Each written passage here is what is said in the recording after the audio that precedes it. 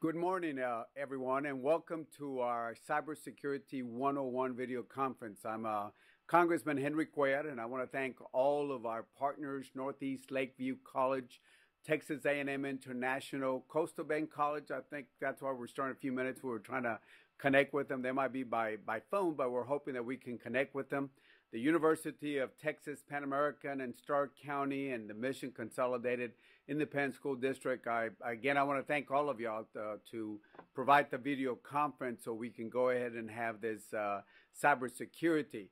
We're all pleased to have participants from all across the district. I was looking at the list of the folks that have signed in, whether it's a sheriff's office, a police office, a university, a community college, or a school district, or just different folks, business people, individuals.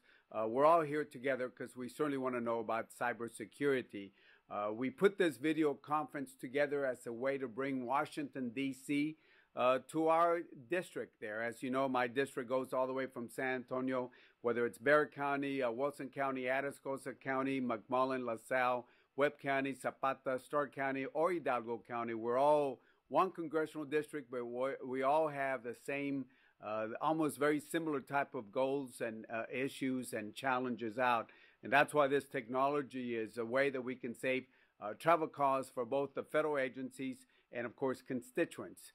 As I mentioned, today's topic is cybersecurity. We'll be having different types of video conferences throughout the year, but today we wanted to start off with cybersecurity. We asked some of the folks in the district and asked them, what do y'all want to talk about first?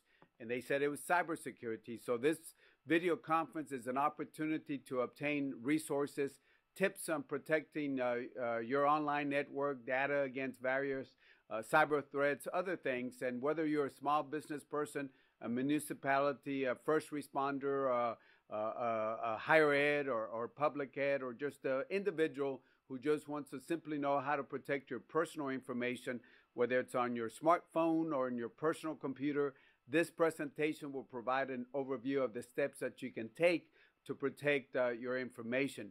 By attending this video conference, you'll gain very essential information for your personal affairs, for your business, and many other areas that unfortunately sometimes are open to cyber threats. Our presenter today is here to help us provide an overall cybersecurity. We call it a 101. Richard Harris, and I got to meet him a few minutes ago. We were talking about a movie with a very famous actor. I don't know if that's his father. Richard Harris, A Man Named Horse, many years ago, if y'all remember that movie. But we were talking about it, and he's going to first give us an overall view of what Homeland Security provides. And they play, as you know, lately there's been a lot of threats to our homeland. So he's going to provide us an overview of Homeland Security, and then, of course, go down and drill a little closer to home, and whether it's your business or whether it's the work that you work out or individual, we'll go over that.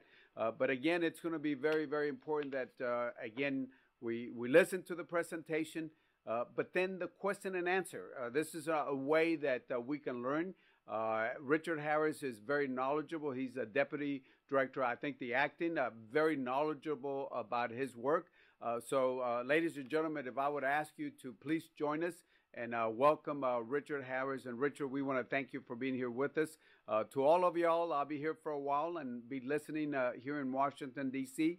I do want to, before we move on to Richard Harris, I do want to thank my staff, whether it's Juan Sanchez or my staff in San Antonio or the staff in Laredo or the San Antonio office, or all the way down to the Mission Hidalgo area, and of course in the Rio Grande area. I want to thank all of y'all for doing a great job. So Richard, again, I want to thank you for being here with us.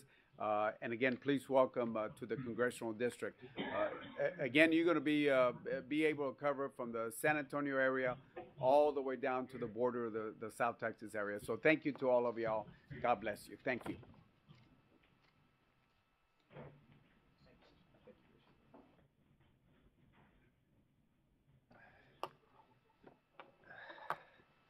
Good morning. Thank you, Congressman, for that introduction. It's my pleasure to be here this morning. Don't be alarmed at the tape around my fingers. That is just a minor injury that comes from old age and not from necessarily dealing with Native Americans in a man called Horace. Excuse me. Can you hear me sorry okay? About this. Yeah, no, I think there might be an IT. Okay, now we can see you. We couldn't see you before. Okay. Yeah. Okay. All Okay, right. is everybody can hear me and see me good now? Okay, great. And so my name is Rick Harris. I work for the Department of Homeland Security. I'm the acting deputy director of our cybersecurity stakeholder engagement and cyber resiliency staff in Homeland Security. And my main role in that position is to educate folks on cybersecurity as well as develop public-private partnerships, information sharing, collaboration efforts as we'll get into in this brief. So what we're going to do today is I'm going to give you an overview of some of the key cybersecurity efforts within DHS overall, talk about our role and responsibilities when it comes to cybersecurity at Homeland Security, and then to follow up with some specific information on programs, resources, and activities that will be of interest to you as constituents, but also as users of cybersecurity and as those who are under threat from cybersecurity or cyber nefarious actors. And then we'll have some time for some questions afterwards, and I'm happy to answer any questions that you may have. So with that, I think the format is you will see me go away and the presentation come onto your screens. Okay, very good. Can everybody see the presentation? All right, excellent. So, as I said, Rick Harris, Stakeholder Engagement and Cyber Infrastructure Resilience. It's a mouthful, but essentially we're involved in establishing and developing public-private partnerships. Okay, the next slide, which I don't see.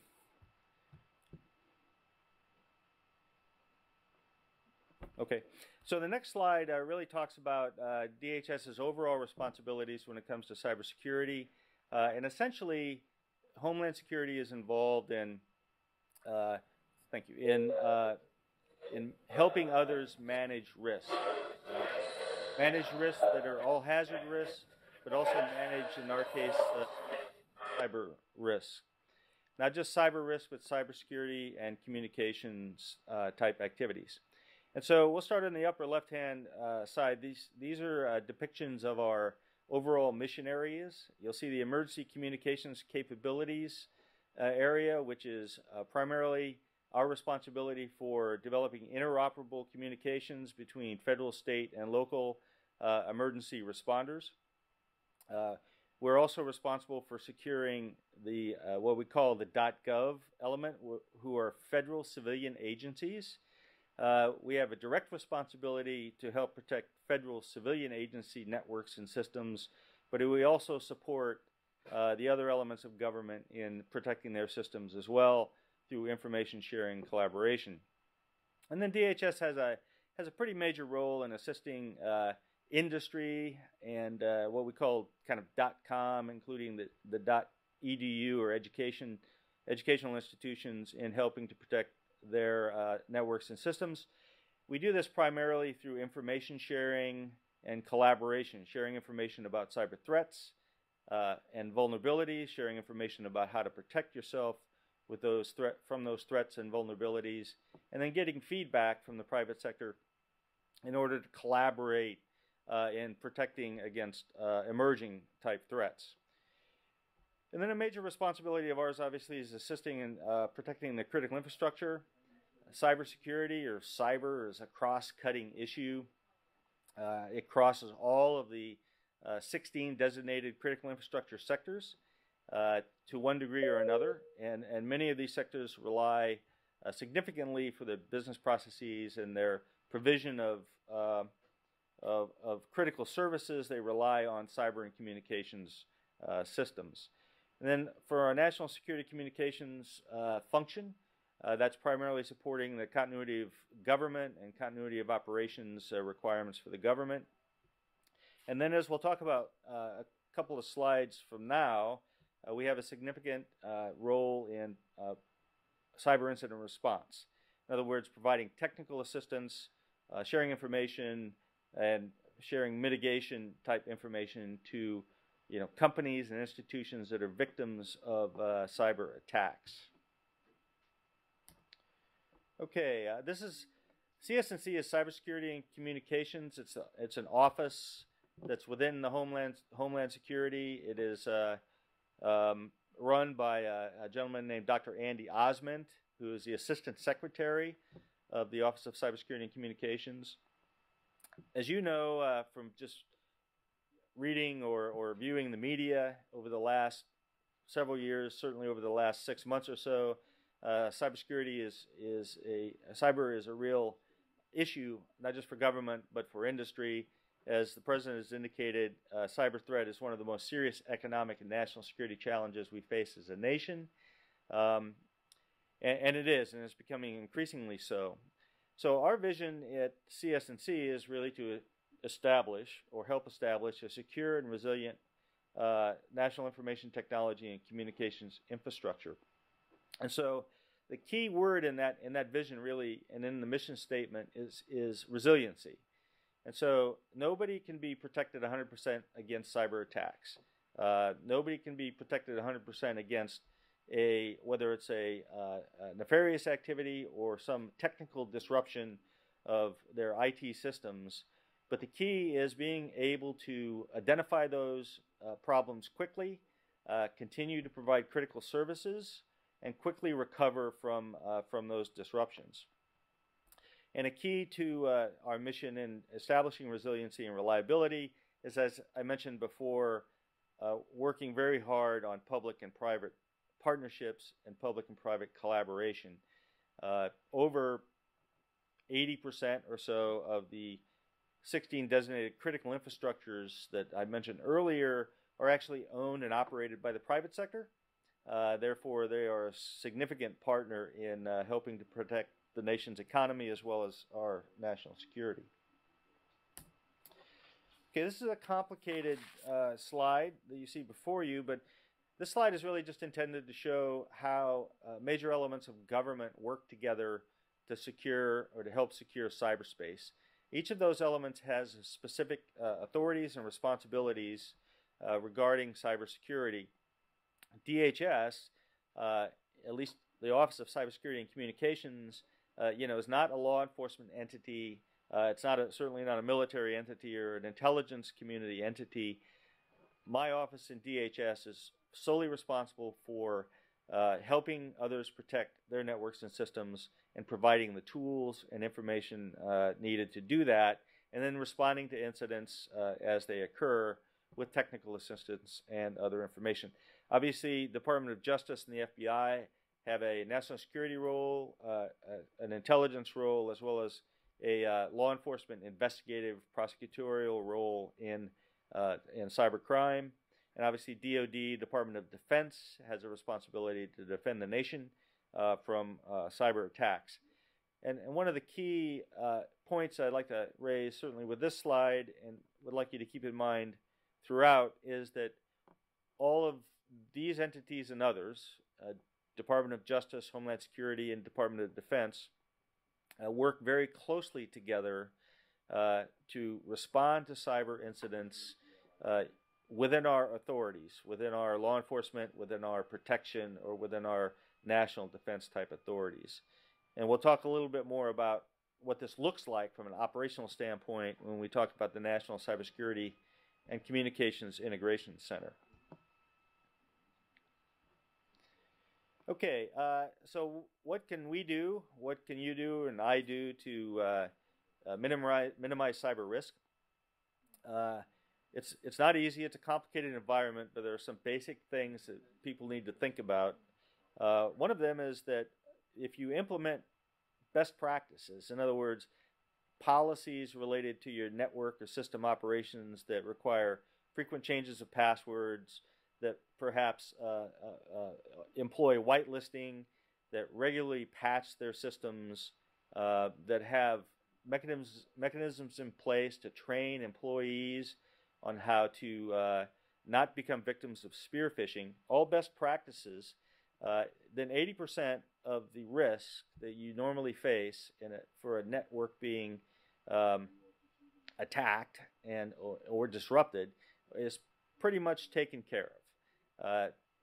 The adversaries, both criminal and otherwise, tend to use old or existing or known vulnerabilities. And if those vulnerabilities are patched or mitigated, then those avenues are cut off for the nefarious actors.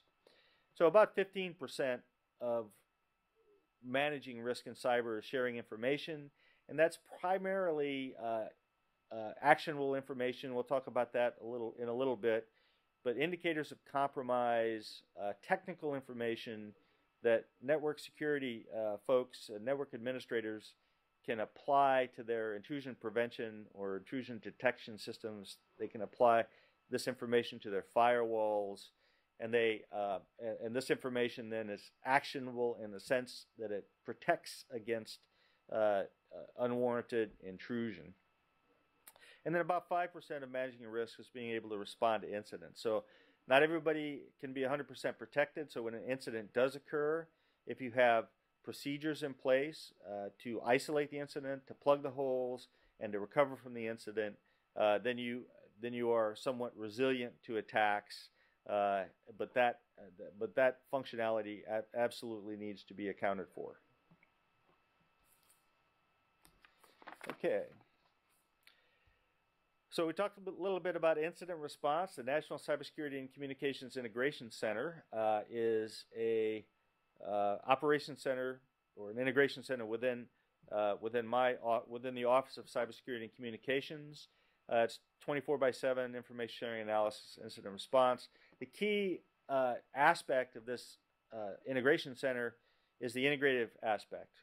So we have law enforcement, we have military, we have private sector representation, we have representation from other departments and agencies, all within this integration center, communicating, coordinating, and sharing information to, among other things, provide this information out to our constituents, including industry, to help protect themselves.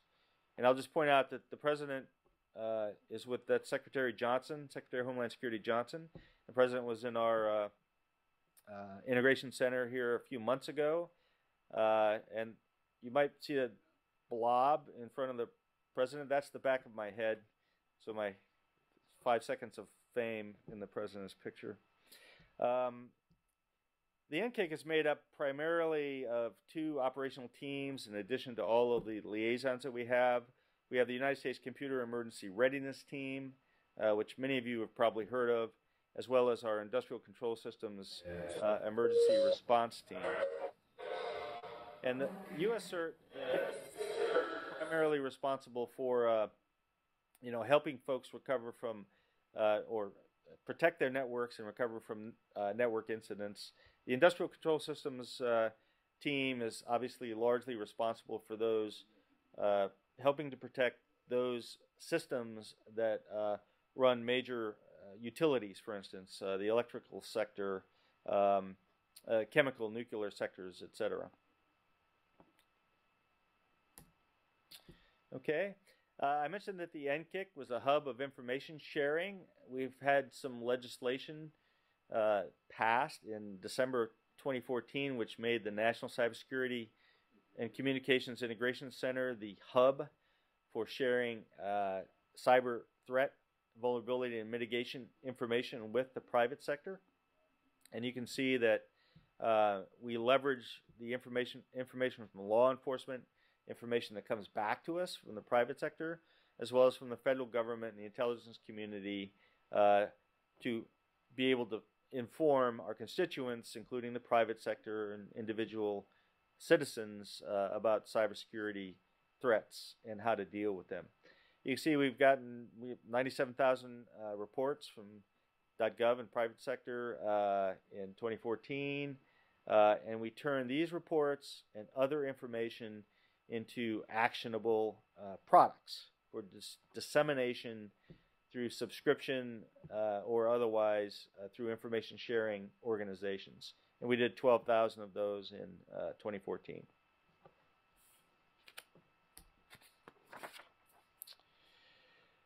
Okay, I mentioned best practices earlier. These are some samples or examples of not just best practices, but also services and resources that are available to you.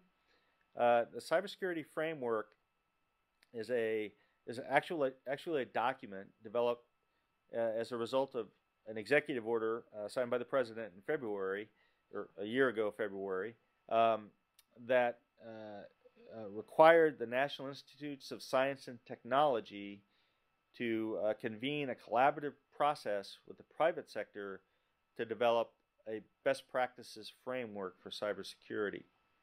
And this is a very important and useful document, and it's really the center of many of our outreach and partnering efforts since it was established about a year ago.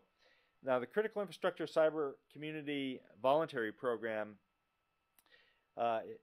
you just think in terms of the kind of marketing effort that applies the cybersecurity framework to critical infrastructure sectors, and it kind of promulgates the importance of the framework or the use of the framework as it applies to different industries or different sectors. So, for instance, the C3VP program is aligning the requirements of the energy sector to the cybersecurity framework, so it can be used effectively by companies and other entities who have control system issues as well as network security type issues.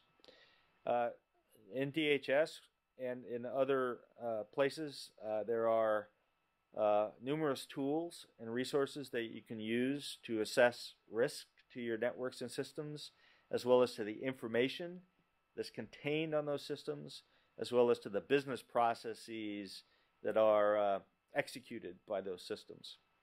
And we'll get into those more in a little bit. I'm happy to answer questions about those resources that you might avail yourselves of. So we have a cyber resiliency review, and essentially this is a high-level assessment that can be applied primarily to networks, and it can be applied either as a self-assessment, so you can download this tool and assess the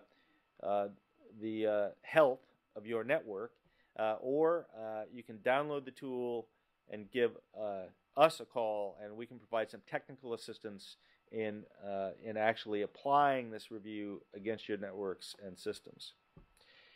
Then there are what we call joint information bulletins, and this is really a broad category of a number of cyber products that are available that the U.S. Computer Emergency Readiness Team, as well as the Industrial Control Systems Support Response Team, as well as the National Cybersecurity and Communications Integration Center, produce for distribution out to you and out to government entities, including state, local, tribal, as well as federal. So the Joint Information Bulletins represents a variety of different types of products. Our public-private partnerships largely form around information sharing agreements, cybersecurity information agreements between various entities, like information sharing and analysis centers. The research and education community has an information sharing and analysis center. The financial services sector has a information sharing and analysis center, and we at Cybersecurity and Communications have relationships with these entities and others, and we routinely share information with them.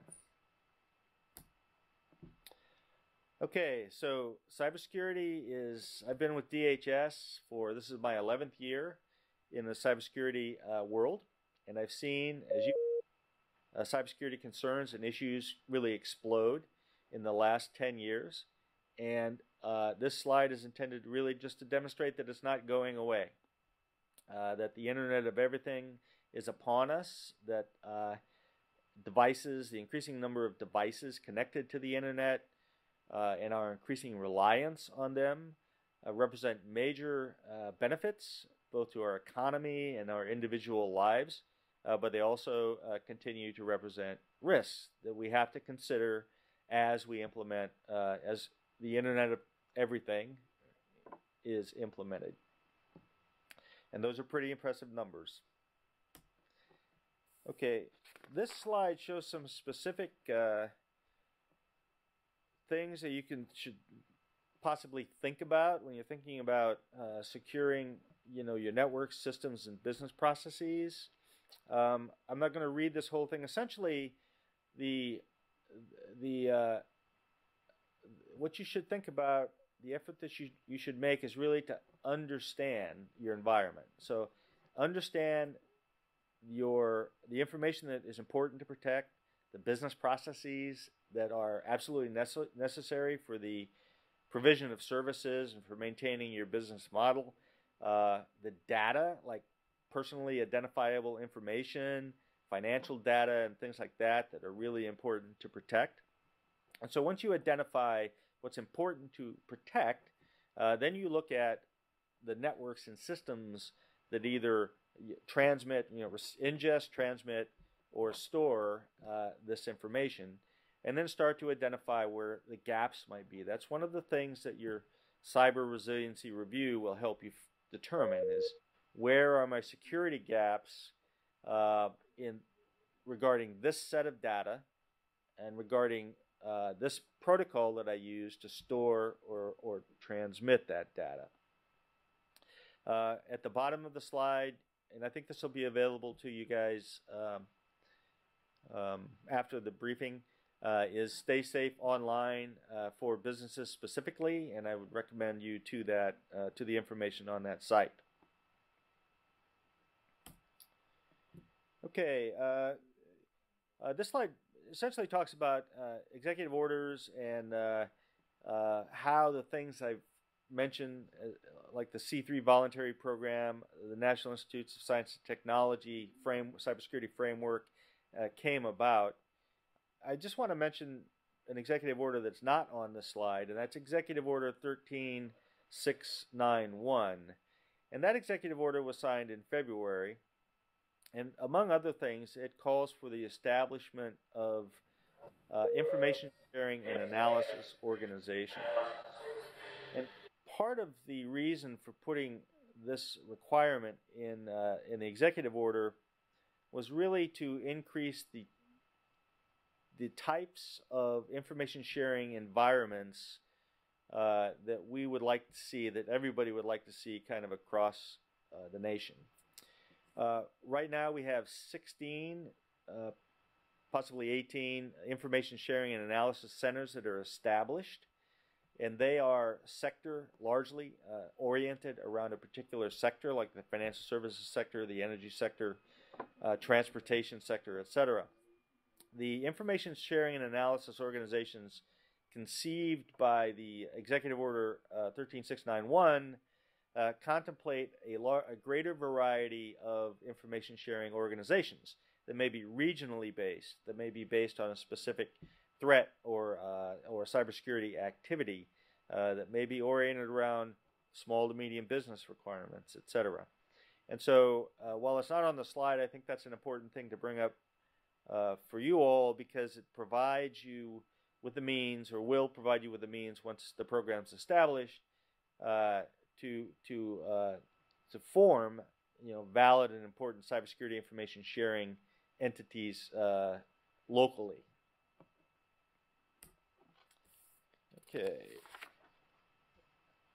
Okay, small to medium-sized businesses is a growing concern.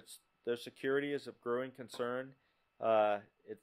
As everyone knows, small to medium-sized businesses really form the backbone of U.S. economic health.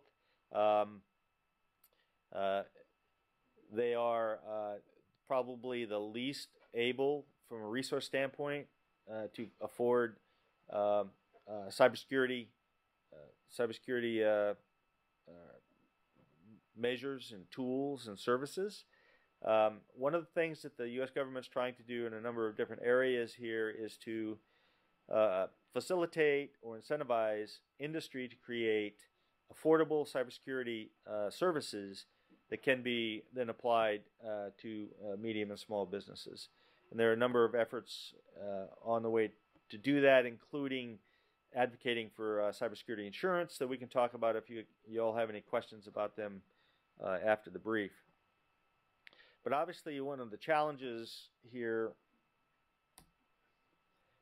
with small to medium businesses is really the risk to the businesses, that affect local as well as the national economy, but it's also the risk of 1,000 cuts that criminals as well as other adversaries may be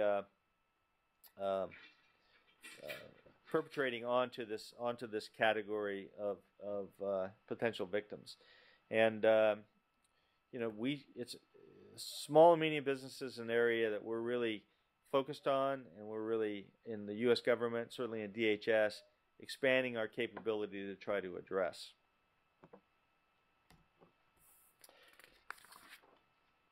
Okay, the last slide, second to the last one, is I talk a lot about cybersecurity. I go to international forums as well as forums domestically, and probably one of the single things that everyone involved in cybersecurity talk about is the lack of a adequate cybersecurity workforce.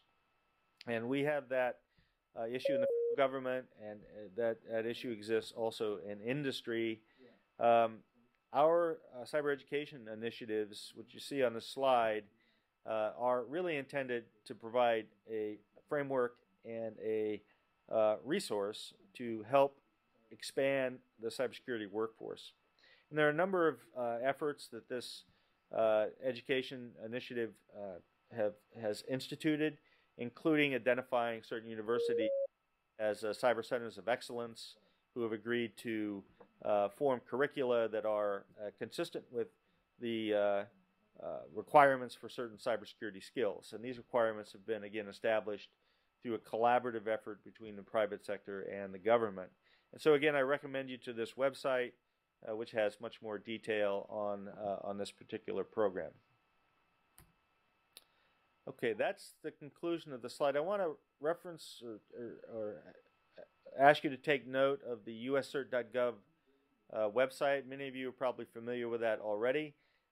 All of the programs, activities, and things that I've talked about today can be accessed through the uscert.gov website, in addition to a number of products that USCert publishes for individuals, technical users, and non-technical users, and also for medium and small businesses. So a very useful website, and I recommend it to you. And so that concludes my official presentation. Now I'm happy to do what I like doing best, which is answering questions from the audience here. So I believe the communications exist, so I'll take the first question.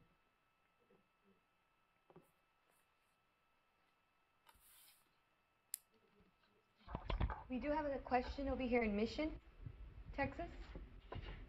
Can you hear us? No. A little louder. 1 second, hold on. So I'm a retired Marine, and after 27 years in the Marine Corps, I have trouble hearing sometimes, so forgive me. Okay, can you hear us now? I did raise the volume. Yes, ma'am. Hi, good morning. I'm Nicole Abandes from Congressman Henry Cuellar's district office in Mission. We have a question here.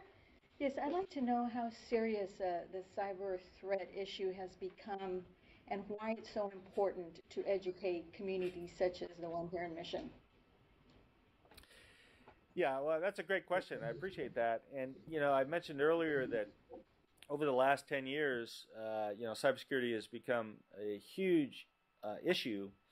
When 10 years ago, when you looked at cybersecurity issues, most of them oriented around, spear phishing, and spear phishing is still a big deal, but oriented around your email, oriented around your big business processes, and what we've seen is as bigger business and more capable entities have started to implement better security measures, that the adversaries, both criminal and otherwise, are now working what I call down the supply chain. In other words, they are going after intellectual property.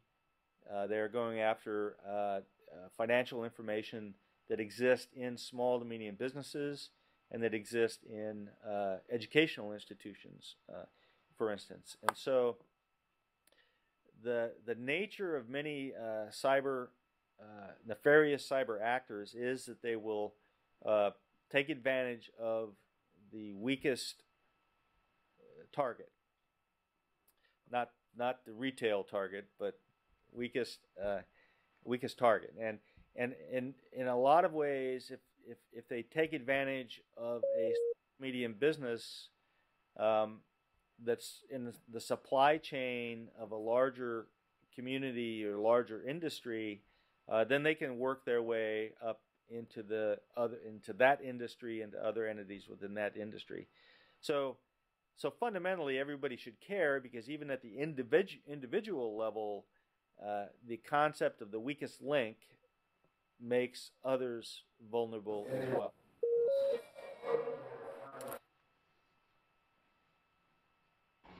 So what is the biggest issue you're seeing lately? What is the biggest concern? Well, so cybercrime has been consistently the largest area of activity that we've seen. We're increasingly concerned about the theft of intellectual property and the leveraging of personally identifiable information, as well as financial information, to take advantage of both individuals and companies, either disrupting their activities or otherwise gaining some financial benefit from that information. So what happens a lot, as you're probably aware, is if credit card information is stolen, for instance, it's stolen by a criminal who then will sell that information on the internet, to others. If personally identifiable information is stolen, it may be stolen by somebody who actually sells that information to others. And so that information is garnered for financial benefit for those folks who steal it, as well as for potential perpetuation of fraud for those who actually create credit cards in your name or open bank accounts in your name. We're worried about theft of intellectual property, because intellectual property is really the kind of breadbasket of the health of the U.S. economy, certainly in the future, and we have folks that are trying to undermine the future health of the U.S. economy through theft of intellectual property. And so I would say that the criminal activity still represents the most serious threat to probably most of you. The threat of the exposure of your private information is also right next to the criminal activity, and fundamentally, because of that, the threat to your privacy writ large is really at risk. Does that help? We've learned that the FBI is recruiting more additional employees, and they're targeting employees that have expertise in these cybersecurity issues. How important is it to have these kinds of folks on board to go after these criminals? Well, yeah. So the FBI has been expanding its workforce in cyber investigations, and other elements of government have been expanding. Even the Homeland Security expanding our workforce in cyber. What these folks primarily do, or the gaps that are filled, are really a lot of what they do is the analytics and the kind of forensics behind an attack. And so it takes not just skilled people, but sophisticated technology to actually, identify an attack, assess its impact, and then build, in the FBI's case, a case against a particular actor. You have to identify and build a case against a particular actor. From a Homeland Security perspective, the workforce and the analytics behind what we'll call forensics of a cyber attack are really oriented around understanding that attack, understanding the risk, understanding the vulnerabilities, understanding the kind of tactics, techniques, and procedures of that attack, and then building mitigation strategy, basically things that owners and operators of networks should do in order to clean up that attack, as well as or the malware from that attack, as well as prevent similar attacks from occurring in the future. And so you see on the FBI an increase in the technical workforce. You also see it in Homeland Security and in other places an increase in the technical workforce. And a lot of what we're aiming at is really to increase our analytic capability and expertise so that we can better understand nefarious actors and then prevent their activity.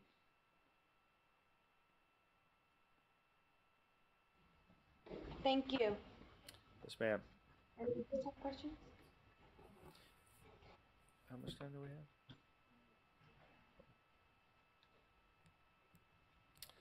Okay, any other questions? I see our law enforcement partners out there. Any questions from law enforcement? Can Yes, you ma'am. hear us? Go ahead. Actually, the question is more along the lines, as an organization, when you're looking to set up any kind of cyber defense, are there any kind of limits that we have to look at in terms of where that defense goes in our posturing? Or in terms of the perimeter that we set to protect any of the data that we have? Yeah, if somebody could repeat that question for me, I think Do you closer to a wanna- microphone, that would be useful. Get all of it. This one's-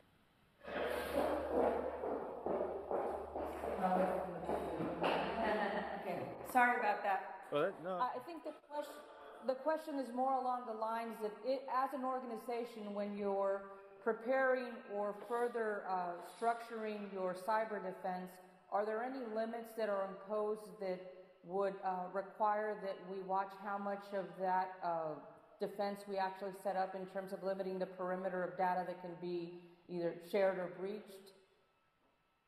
Government limits or... Well, I understand your question. I think that if you're a small business and you need to you identify what's important to protect and protect your networks and systems that are essential for your business function. I think that's clearly within your purview. Most entities have responsibilities to protect personal information and other sensitive information from individuals they may deal with or individuals inside the company. For instance, health records is a good example, or pay records for an employees. And so in building your defenses, there are undoubtedly limits to the information that you can share with others without proper authority. And generally that authority would be manifested in a law enforcement investigation or something like that. But as part of your network defense, you just have to comply with the normal, what businesses normally have to comply with, the HIPAA, the personally identifiable information, et cetera. And I may not have answered your question, but I think that's partly what you were asking. Good? Okay. Yeah, thank you. Yes, ma'am.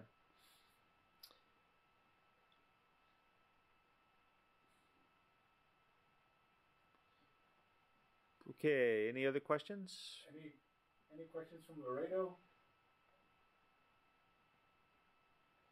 We have a question from Laredo. Do you all hear us okay? Yeah, can you hear me? Yes. On the emails that you open and they say that your computer has been hijacked and to please deposit money and all of that stuff, who do you contact on those things? Yeah, so there's a couple of different things you can do. So if you suspect spear phishing, and that, what you just described characterizes spear phishing or perhaps a ransom activity, the first place you should contact is if your organization has a security operations center. In other words, somebody who's responsible for securing the network and for filtering email coming into the network.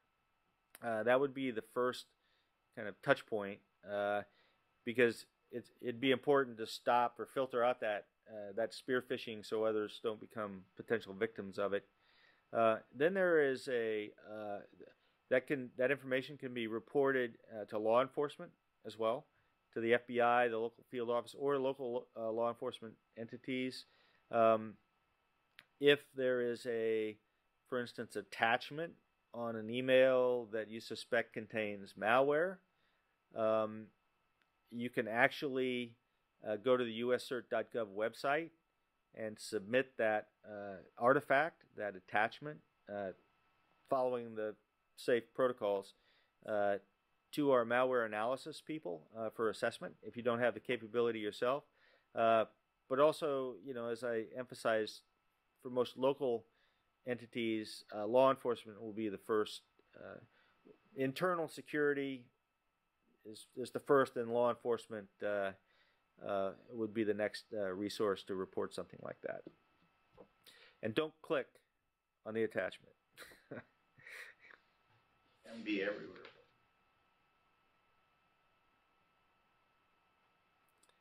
Any other questions?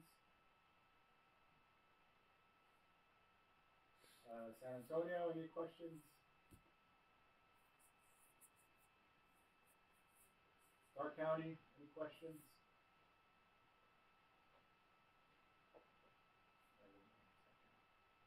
Yeah, we have a question. Okay. To follow up on that, if you have a business and you have certain processes that are internal or certain type of information that you don't want your competitors to know, and if you find that information online, who do you report that to? Again, the local office, the local enforcement? Yes. And I'll say, if you're concerned about so for instance, if you have sensitive information that you've when you transmit it, it's encrypted, or you store it in a database that you own and operate, and that database is relatively isolated from the internet, and it's encrypted, right? And so if you've made reasonable efforts to protect that information, and you find it out online, then law enforcement would be an appropriate first step, because obviously somebody, either an insider or somebody, would have had to do something to decrypt that information, to access that information, and to actually post it online. I'm not suggesting that in and of itself, because I'm not a law enforcement guy, but that in and of itself may not be a crime, but it's certainly something that should be brought to the attention of law enforcement. Thank you. We have another question here in San Antonio. Okay. Sir, you mentioned that in the cyber world, the weakest link a lot of times is it makes us all vulnerable.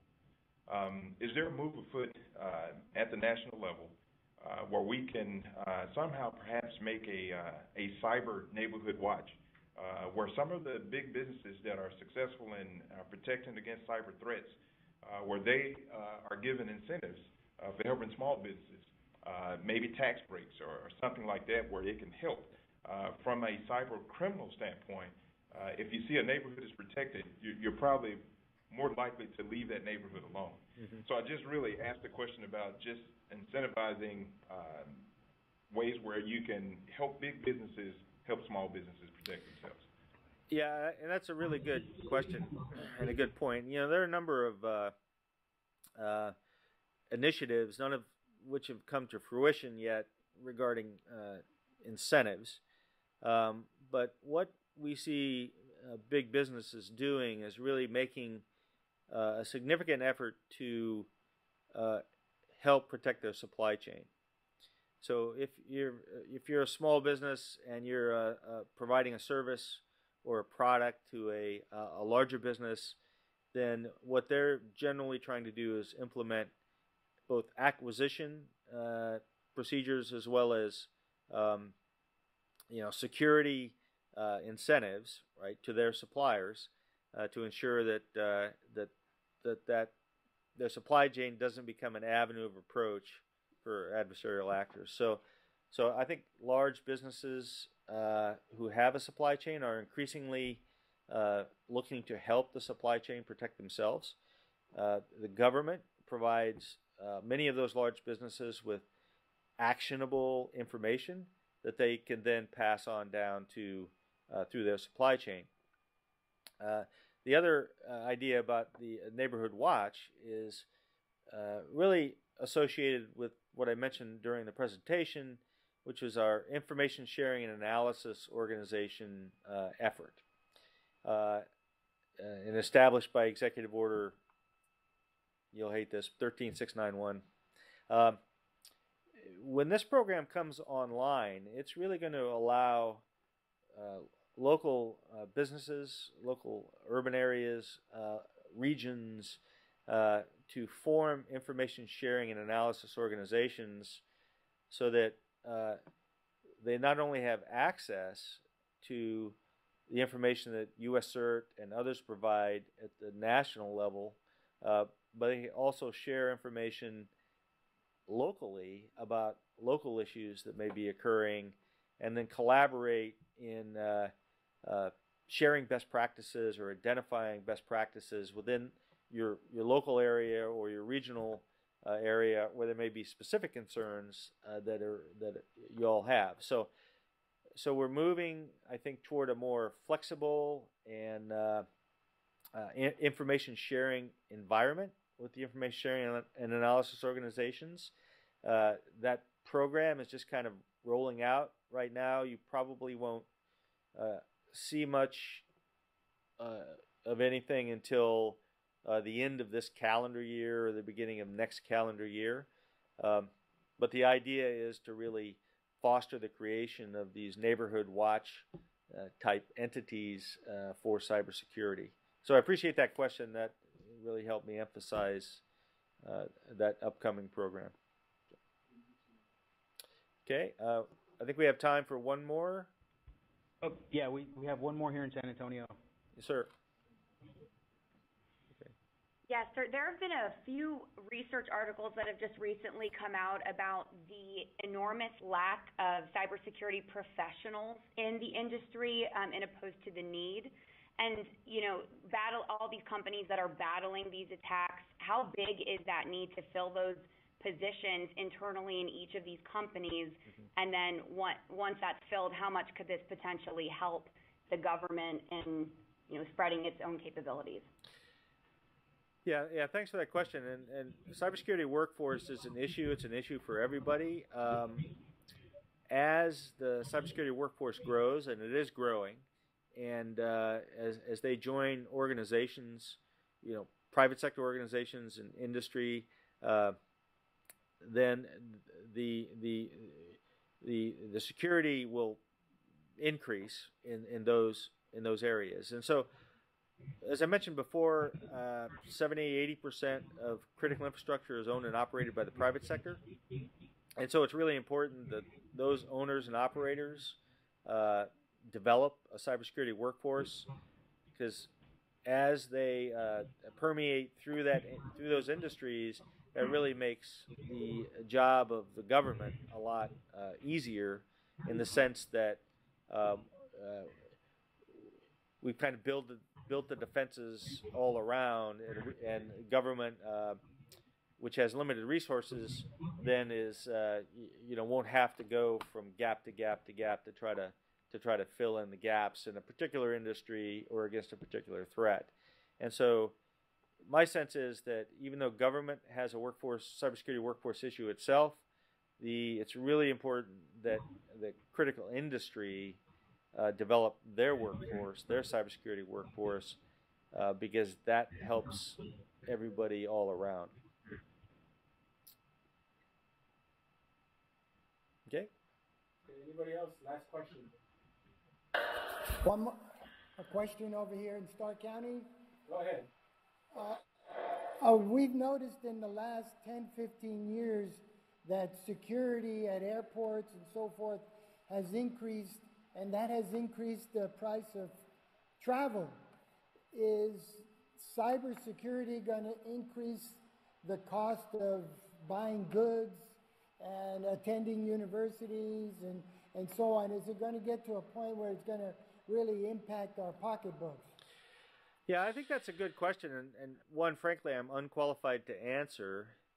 But I will say that we have had for years and continue to have a really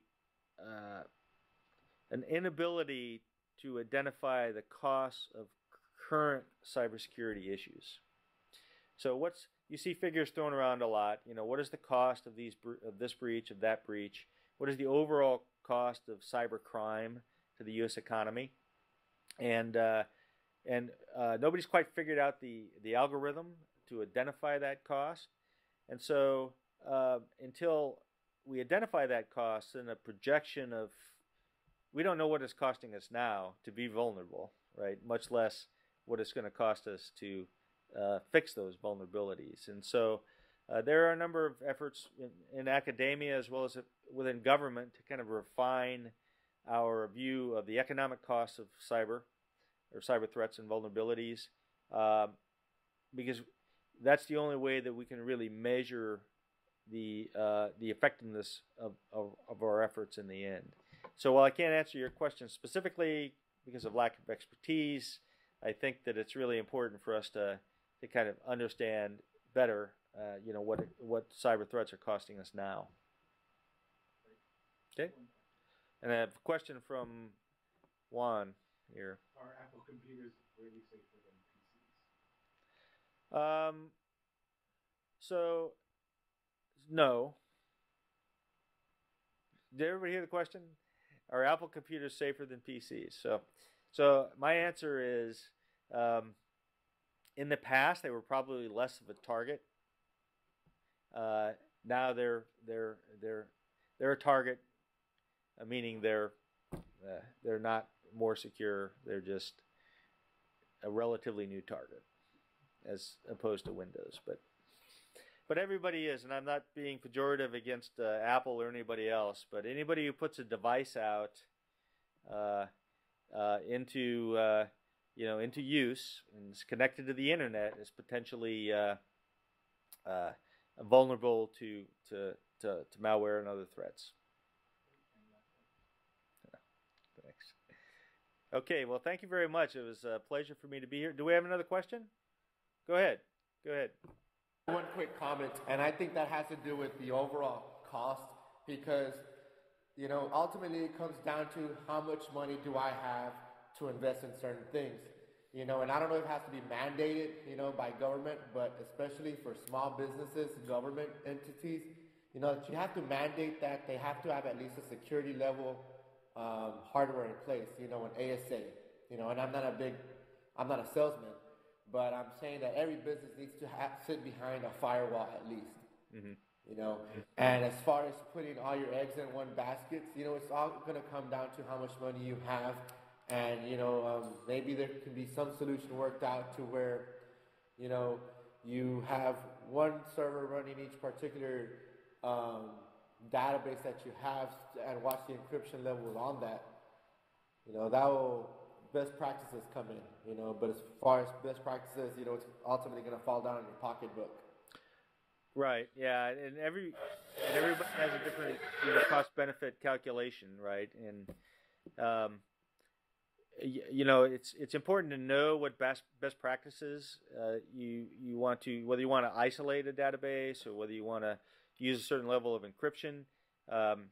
It's important to know the things that you need to do so that you can at least start doing them, whether or not it's an affordable thing. You do what you can to mitigate the risk, and then you try to reduce the risk as you go along. But there's no silver bullet. There's no 100% solution. You just have to protect what's important to protect, and do so, in a way that is at least acceptable to the business or to the entity and the entity's position in affordability. So, thanks for that point. That was good. Great. Thank you. Okay, well, thank you all. It was a pleasure being here. I think the slides will be available to you, so I recommend, if you haven't already, check out those websites and the resources that they offer. If you have any questions that we didn't get to answer, just please email our office, and we'll be happy to get those answers for you. Thank you all for joining us. Okay, thank you.